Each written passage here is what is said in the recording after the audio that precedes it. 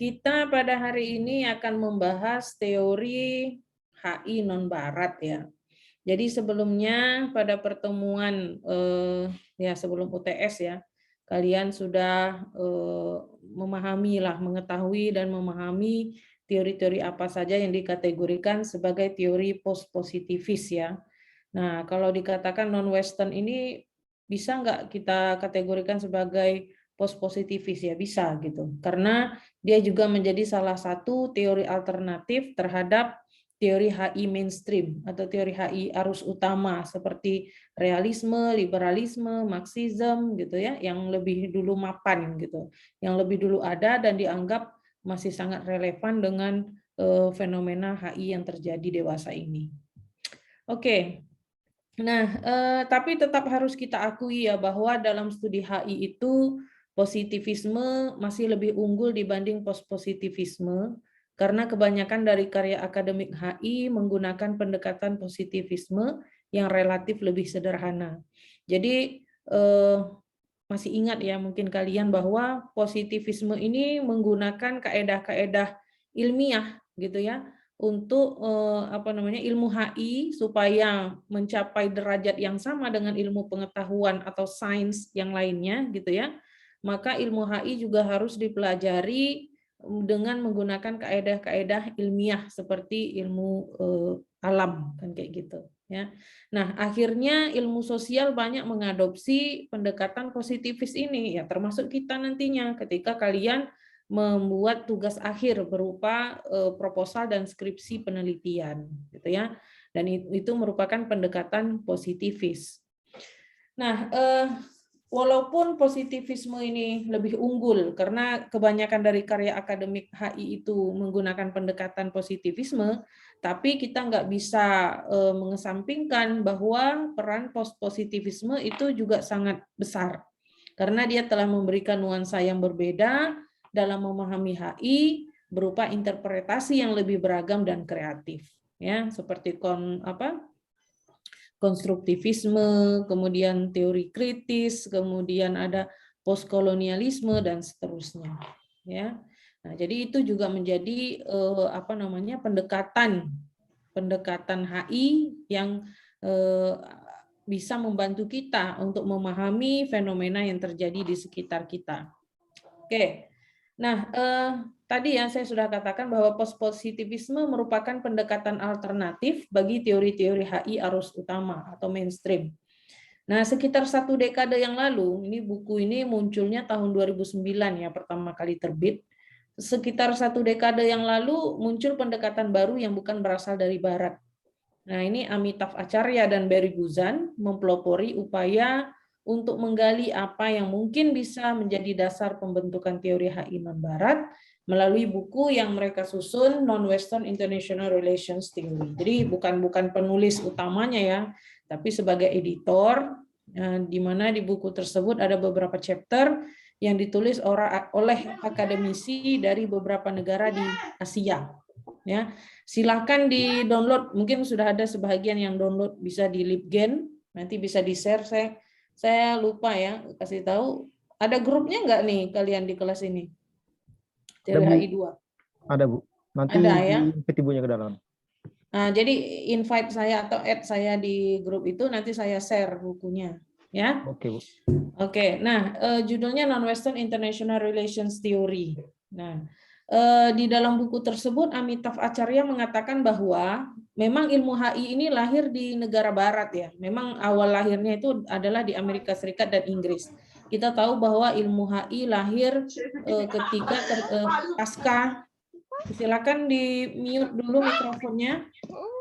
Ini kita perkuliahan ya, bukan main-main.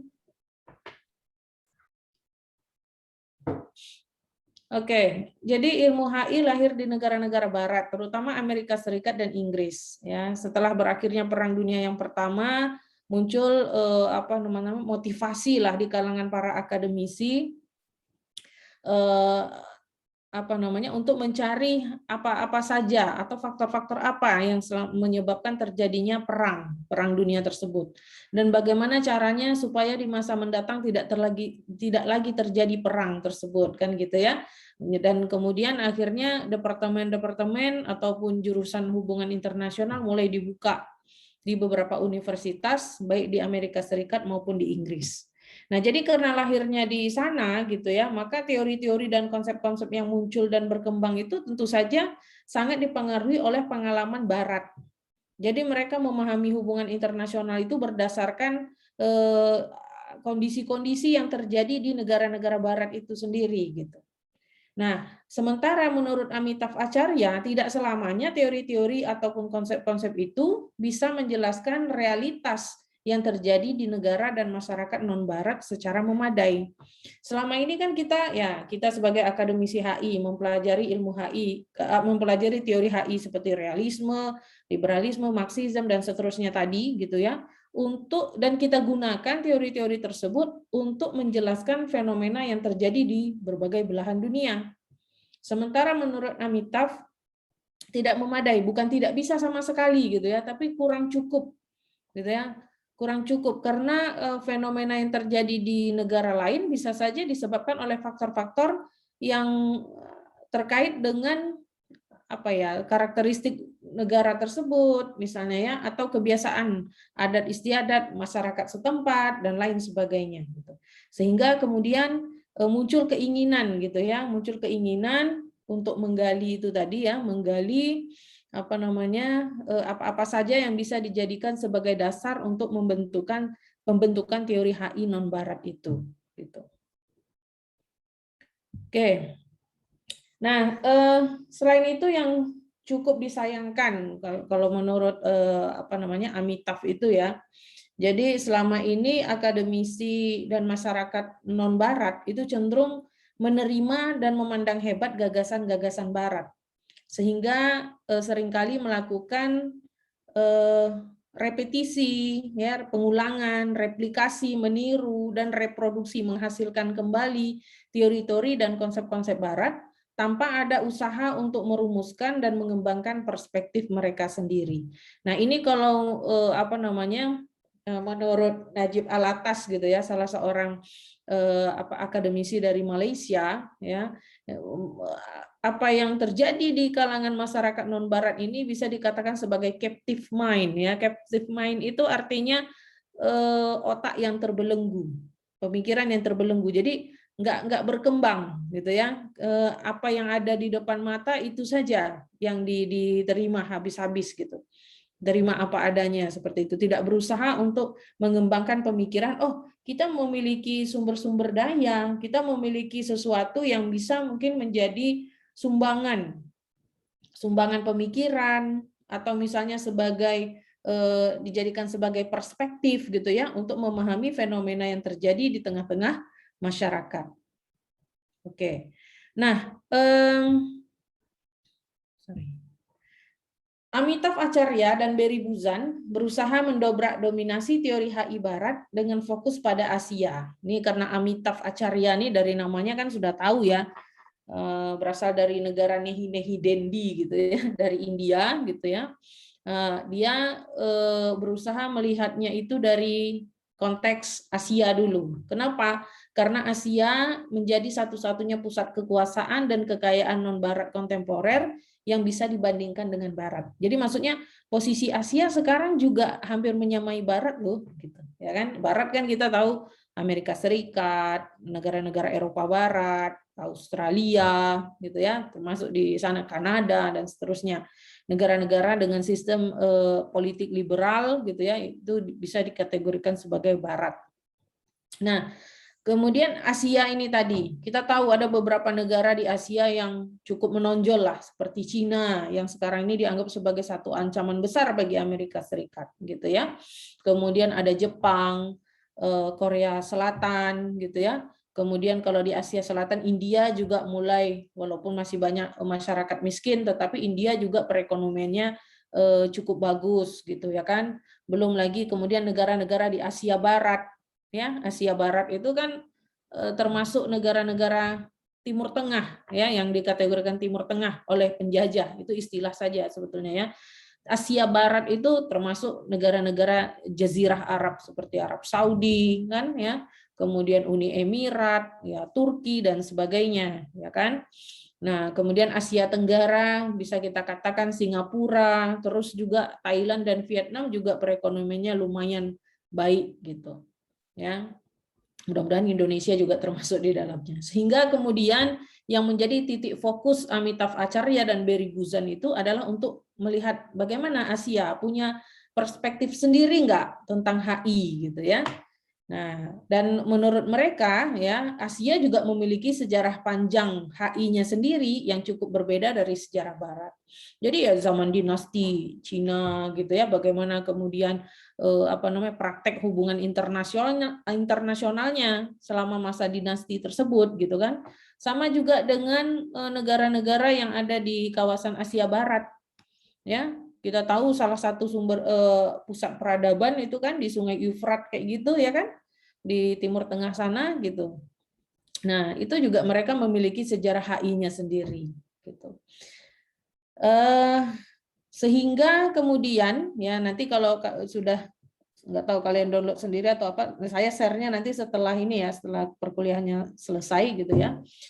Di buku tersebut dia fokus pada HI di Cina, kemudian Jepang, Korea Selatan, kemudian India gitu ya, negara-negara Asia Tenggara, kemudian Islam ya, bagaimana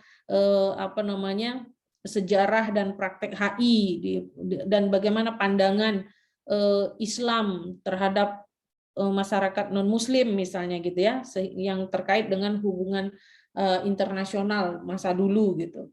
Nah, upaya yang dilakukan oleh Amitav Acharya ini gitu ya, ini juga beberapa tahun kebelakangan gitu ya. Jadi kalau buku ini ditulis tahun 2009 ya, itu di tahun 2010 atau 2011 gitu ya. Saya sendiri ikut dijadikan sebagai narasumber, ada seorang student orang Thailand ya, sedang mengambil S3 di universitas di Jerman, dan dia membuat kajian tentang teori HI non barat ini, dan dia tertarik untuk mengkaji Indonesia gitu ya. Jadi berdasarkan kitab-kitab lama gitu ya, kitab-kitab lama bagaimana praktek HI di masa kerajaan dulu gitu ya, sebelum terbentuknya Indonesia gitu ya, Republik Indonesia gitu. Nah, dia buat interview kepada akademisi-akademisi HI. Nah, termasuk di Unmul itu beberapa dosen HI seperti itu. Jadi sejak tahun 2009 kemudian dan seterusnya itu mulai banyak ya bermunculan ide-ide ataupun penelitian-penelitian yang terkait dengan pengembangan teori HI non barat ini. Nah, upaya tersebut bukan untuk menjatuhkan atau memandang rendah teori HI barat. Bukan berarti nanti kalau sudah ada teori HI yang khas, ciri khas Asia misalnya kan, atau ciri khas Indonesia misalnya, bukan berarti teori HI barat itu nggak bisa kita gunakan lagi atau nggak berguna lagi gitu, bukan gitu ya. Tapi untuk sebagai penyempurna lah gitu ya bagi teori-teori HI barat itu. Nah, dikatakan bahwa teori HI barat terlalu sempit dan terlalu dominan untuk memahami dunia sosial tempat di mana kita hidup. Teori HI adalah domain yang terbuka di mana sudah seharusnya masyarakat non-barat ikut memberi kontribusi sesuai dengan tingkat keterlibatan mereka dalam praktek HI itu sendiri. Nah, maksudnya di sini adalah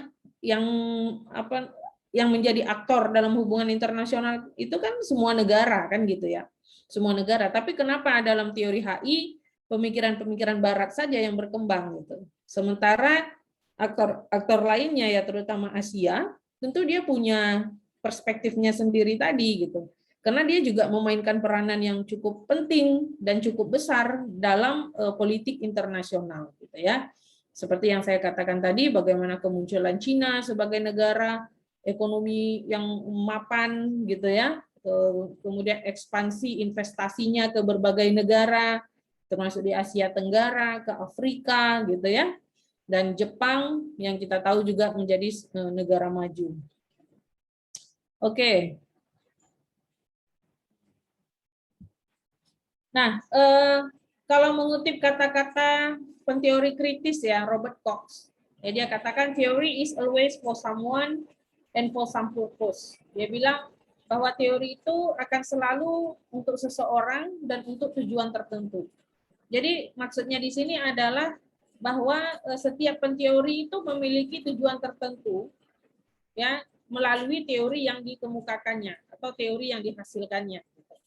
Ya, jadi seseorang menyampaikan statementnya, pernyataannya melalui teori atau konsep kayak gitu ya, itu ada tujuan-tujuannya sendiri gitu.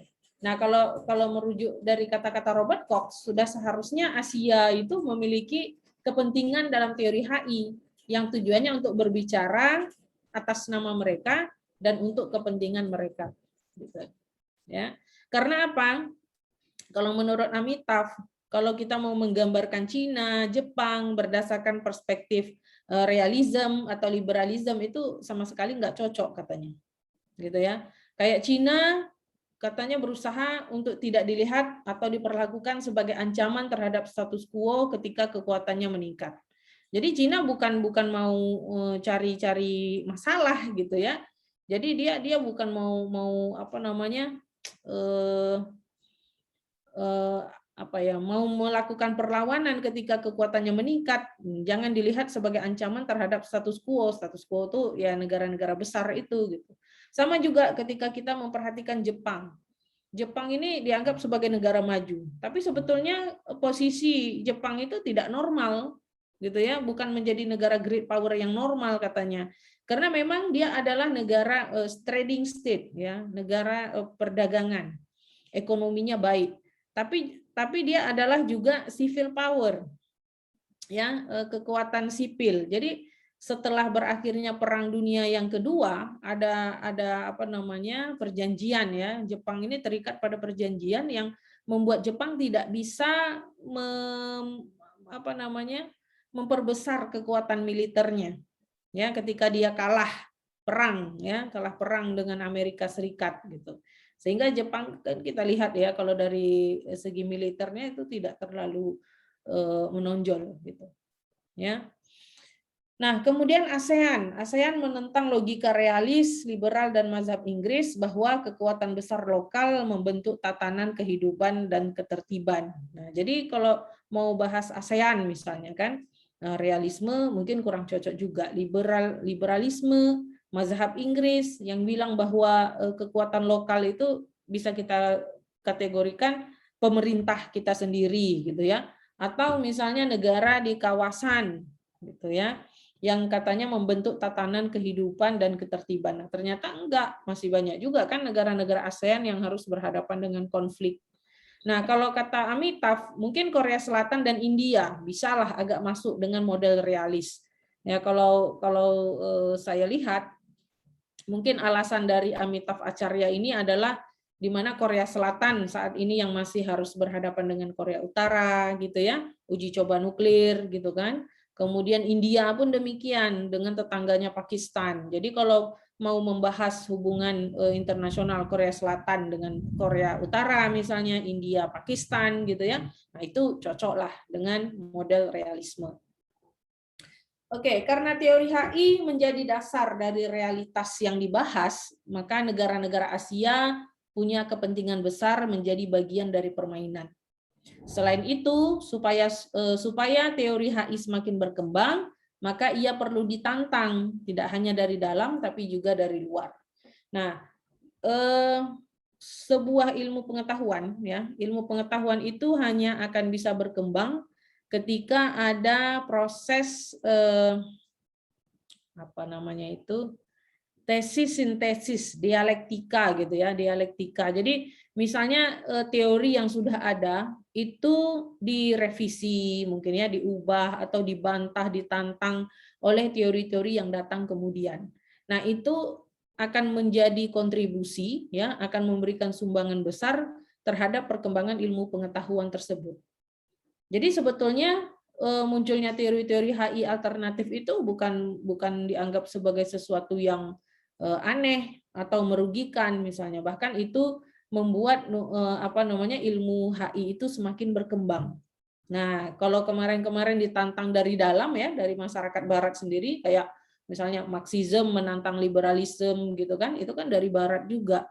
Kemudian konstruktivisme, postkolonialisme dan seterusnya, itu juga penteori-penteori dari barat, meskipun sebahagian dari kayak misalnya postkolonialisme ada pemikiran dari Asia juga, kayak Edward Said misalnya kayak gitu ya. Kemudian ada siapa, Gayatri Spivak misalnya dan seterusnya itu gitu. Nah, jadi perlu tantangan teori yang sudah ada itu untuk supaya studi tersebut bisa berkembang lebih luas lagi. Oke. Nah, ini bukan berarti sampai di situ ada yang mau tanya dulu, Ya, silakan. saya mau tanya Bu. Ya. Atau ini ada Oke. hubungannya tadi. Saya mau nanya Bu, kenapa kalau misalkan kayak negara-negara Asia Coba itu dikuatkan sedikit suaranya Fardan. halo tes Bu.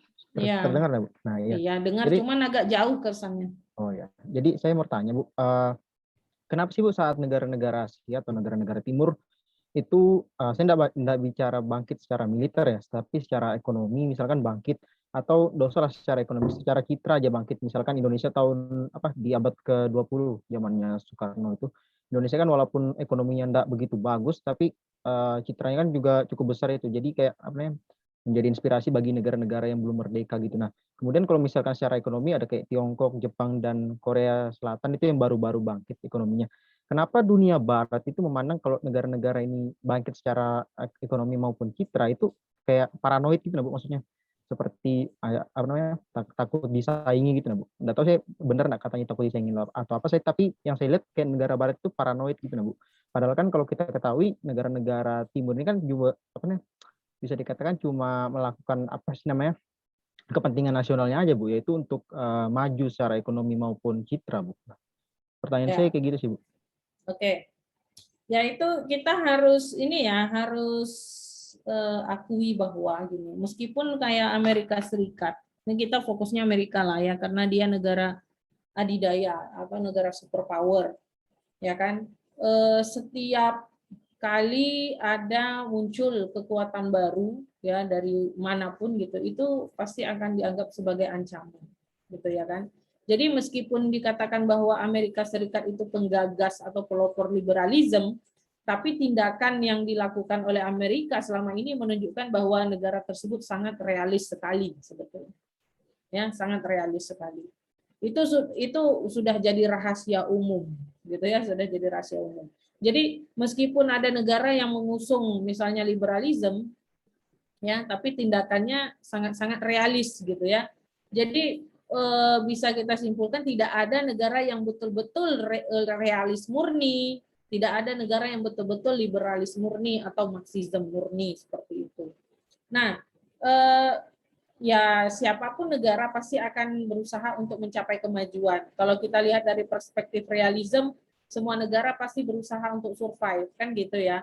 Ya termasuk kayak Jepang tadi, Cina gitu ya. Nah, kenapa Amerika Serikat itu selalu memandang itu sebagai ancaman ya? Karena semua pihak memiliki kepentingan gitu ya. Memiliki kepentingan. Satu, kita tahu bahwa kayak Cina adalah negara komunis. Ya, meskipun Francis Fukuyama, Samuel Huntington bilang bahwa liberalisme sudah memenangkan pertarungan ideologi gitu ya. Tapi namanya ancaman ideologi dari komunisme ini tetap dianggap sesuatu yang besar bagi Amerika Serikat. Tentu saja dia tidak mau gegabah gitu ya, tidak mau gegabah kalau seandainya Cina itu akan menguasai gitu ya, menguasai atau mengambil alih hegemoni yang selama ini dipegang oleh Amerika Serikat. Nah, setelah berakhirnya Perang Dunia yang Kedua, sebetulnya ya, setelah berakhirnya Perang Dunia yang Kedua, kalau kalian baca buku Karen Mings, punya kan buku Karen Mings itu, awalnya Amerika Serikat kan bekas jajahan Inggris sebetulnya ya. Kalau mau dibilang mana lebih besar Inggris sama Amerika, kalau dulu kan Inggris ya paling besar kan gitu ya. Nah, cuma setelah berakhirnya Perang Dunia yang Kedua, itu Inggris seakan-akan, kalau baca buku Karen Mings itu, memberikan kesempatan kepada Amerika Serikat untuk terlibat lebih besar dalam percaturan politik internasional ini. Gitu. Karena dilihat Amerika Serikat memiliki modal-modal dasarnya, gitu ya, memiliki kekuatan militer, perekonomian yang mapan, kayak gitu ya. Nah, jadi Amerika Serikat bisa dikatakan sebagai negara hegemon. Ya, hegemon itu mendominasi, mempengaruhi, gitu ya. Dan tentu saja Amerika Serikat tidak mau kedudukan itu diambil alih oleh kekuatan lain. Itu tadi, gitu ya, kayak Cina itu dengan ideologi yang berbeda lagi, gitu ya. Meskipun komunisme Cina dengan komunismenya Rusia itu berbeda, tapi mereka juga adalah dua sekutu baik kan antara Cina dengan Rusia. Kalau Cina maju nanti bagaimana gitu. Belum lagi ekspansi Cina ke beberapa negara itu yang ya, terutama di Asia dan di Afrika. Jadi pernah saya ini mengikuti webinar ya tentang mengapa kemudian ekonomi Cina melejit gitu. Nah, sebetulnya sejak tahun 70-an, ini menurut ahli tersebut gitu ya, sejak tahun 70-an Amerika Serikat itu bukan menjadi negara industri yang paling hebat. Ya, terjadi penurunan tingkat industri di Amerika Serikat sebetulnya. Ya. Jadi produksi barang-barang di Amerika Serikat itu mulai menurun gitu kan. Nah, momen tersebutlah yang kemudian diambil oleh Cina. Sehingga tidak heran Amerika Serikat ini memandang Cina itu sebagai apa ya, ancaman sekali lah, pesaing kuatnya lah gitu. Ya. Nah, jadi kayak gitu ya. Jadi kalau Amerika Serikat misalnya, kenapa kemudian memandang kekuatan negara yang muncul itu sebagai ancaman, ya memang begitu. Naluri manusia pun demikian kan sebetulnya ya. Kecuali kalau yang baik-baik lah. Kalau lihat tetangganya beli barang baru atau misalnya ya itu beli barang baru, mobilnya lebih besar dari mobil kita, TV-nya lebih besar dari TV kita, pasti udah lain-lain tuh kan. Itu analogi sederhana saja. Oke? Ya, kita lanjut dulu ya. Ini hujan lebat. Tapi jelaskah masih suara saya? Masih Bu, terdengar jelas Bu. Masih jelas ya. Oke. Nah, di sini di buku Amitabh itu dia tanyakan, what do we mean by international relations theory? Jadi apa yang kita maksudkan dengan teori HI itu? Katanya gitu ya. Saya nggak akan jelaskan panjang lebar. Ini di sini ada menurut tradisi Eropa definisi teori apa, menurut Amerika apa yang dimaksud dengan teori. Tapi pada dasarnya teori itu adalah upaya mengabstraksikan fakta dari peristiwa sehari-hari untuk menemukan pola dan mengelompokkan peristiwa yang sama. Jadi teori HI kita tahu adalah upaya untuk kita ya sebagai dasar bagi kita untuk memahami, menganalisis dan berusaha menjelaskan ya suatu peristiwa secara sederhana. Nah, jadi kayak misalnya nih kasus pengambil alihan kekuasaan Taliban gitu kan dari pemerintah Afghanistan, contohnya seperti itu. Ya kan banyak fakta-fakta di dalam peristiwa itu gitu ya kan, dan kita akhirnya pusing, ini kok begini ya, kok bisa begitu misalnya gitu ya. Kenapa Taliban yang sudah dihancurkan oleh Amerika Serikat kok bisa mengambil alih kekuasaan misalnya, kok lemah sekali pemerintah Afghanistan, kok Amerika Serikat keluar dari Afghanistan, nah dan macam-macam gitu ya. Nah, jadi kita menggunakan teori untuk menganalisis fenomena yang nampaknya complicated gitu ya, nampaknya rumit gitu. Sehingga apa yang kita sampaikan itu lebih sederhana dan mudah untuk dipahami oleh orang lain.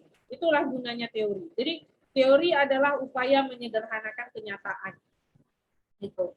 Nah, tujuan dari si Amitabh Acharya menjelaskan tentang teori itu sebetulnya adalah bahwa teori-teori HI non-barat yang akan kita pelajari nanti, baik Cina, Jepang, Korsel, dan seterusnya itu, mungkin belum sampai pada tahapan yang namanya hard teori, atau teori yang sudah mapan, seperti realisme, liberalisme, dan seterusnya.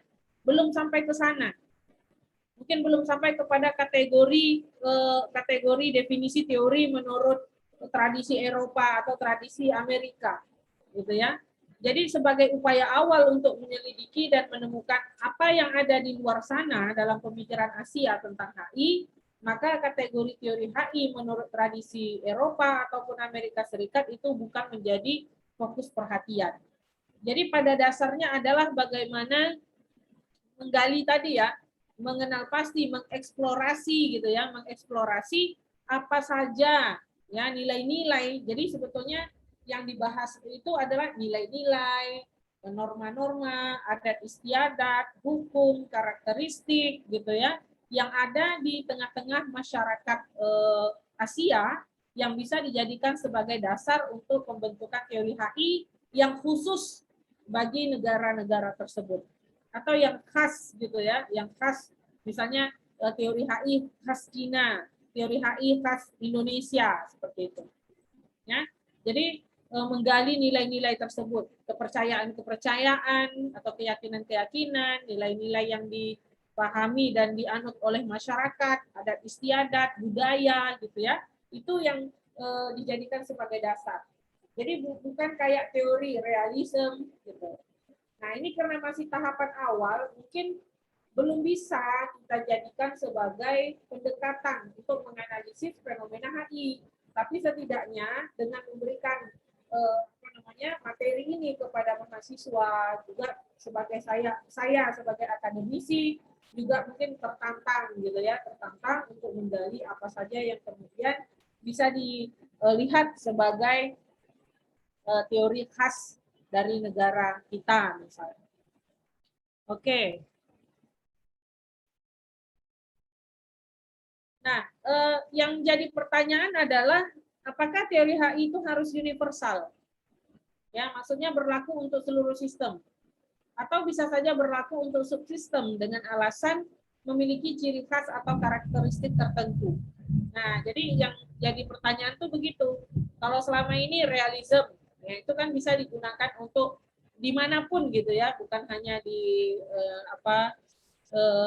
kawasan tertentu saja, bukan hanya untuk Amerika Serikat, Eropa, tapi juga bisa untuk menjelaskan Asia, Afrika, ya Australia dan sebagainya gitu. Apakah teori HI harus begitu katanya?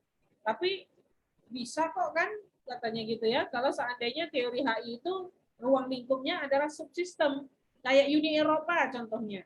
Ya, kayak Uni Eropa itu kan pembentukan organisasi regional. Yang ada teori regionalisme kan kayak gitu kan. Nah, jadi sebetulnya tidak ada masalah kalau seandainya teori HI-nya itu berada di ruang lingkup regional gitu ya, bukan internasional atau global atau tidak universal gitu. Nah, teori subsistem dalam HI itu umumnya kurang berkembang.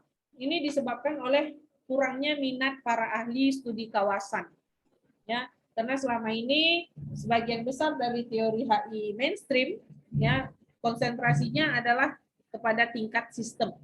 Ya, jadi yang universal lah kayak realisme ya power, great power kan kayak gitu ya.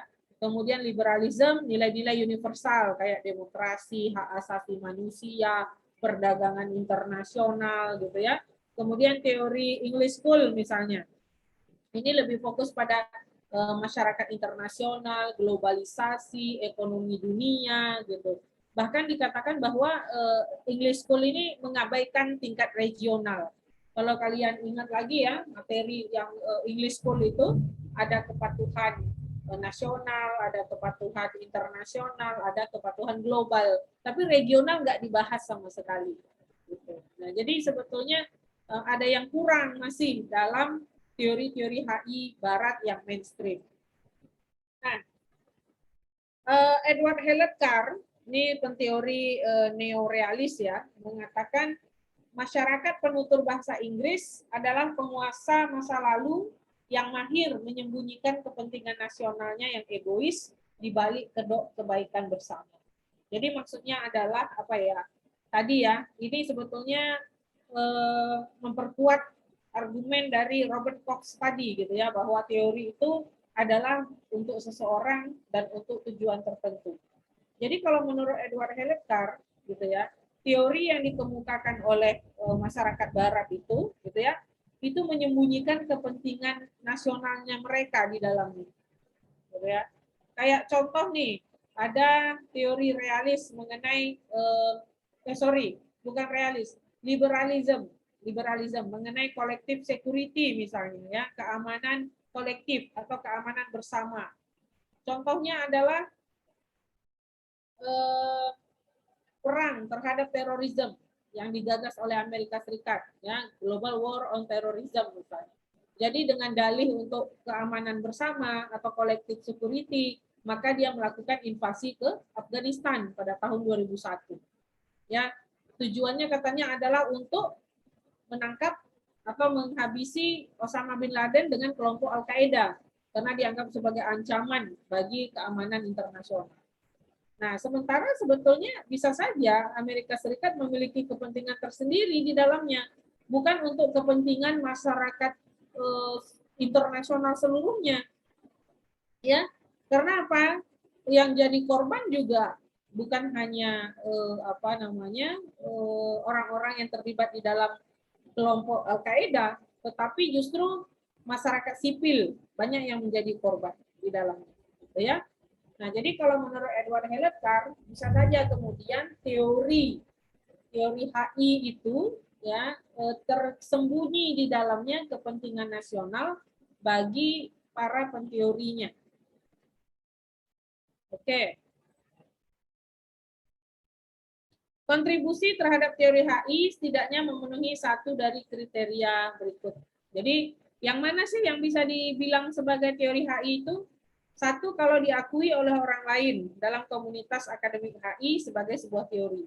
Jadi ada orang lain yang mengakui. Atau yang kedua, diidentifikasi sendiri oleh penggagasnya sebagai teori HI, meskipun tidak diakui secara luas dalam komunitas akademik HI arus utama.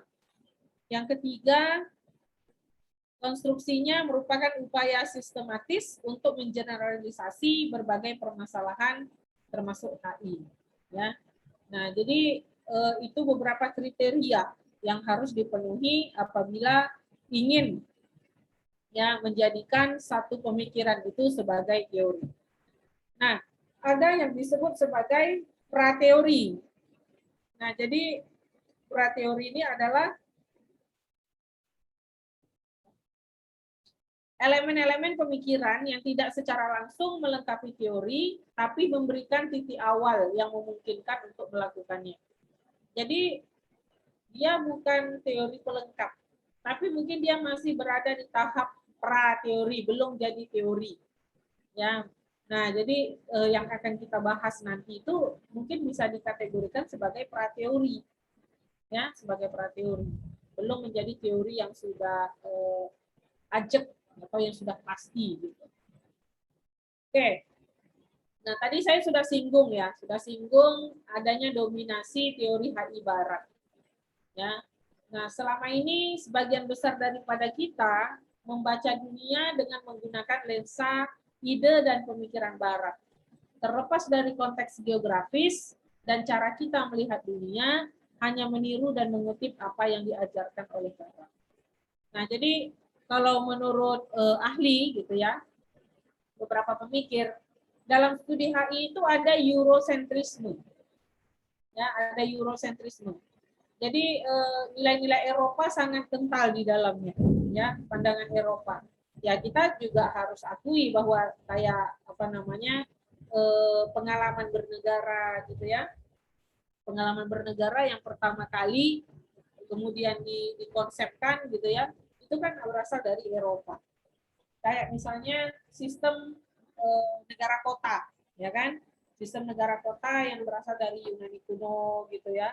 Kemudian berkembang di Romawi kuno gitu kan.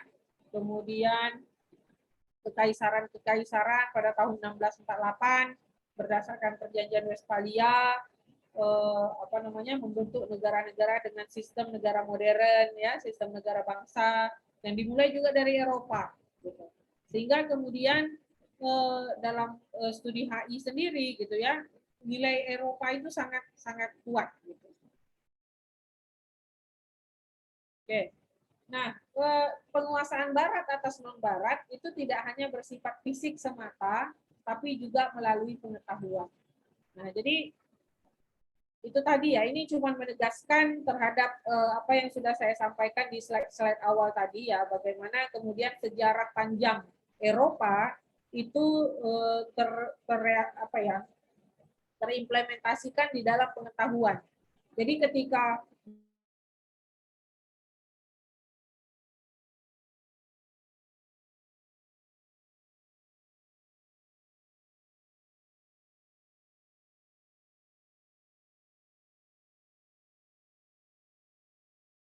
Halo Ibu. Kayaknya jaringan ibunya jelek. Iya.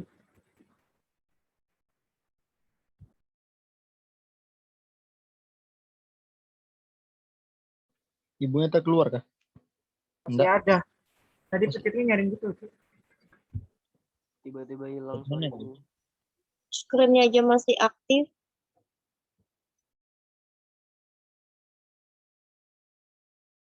Aku pause aja dulu ya recordnya. Ya.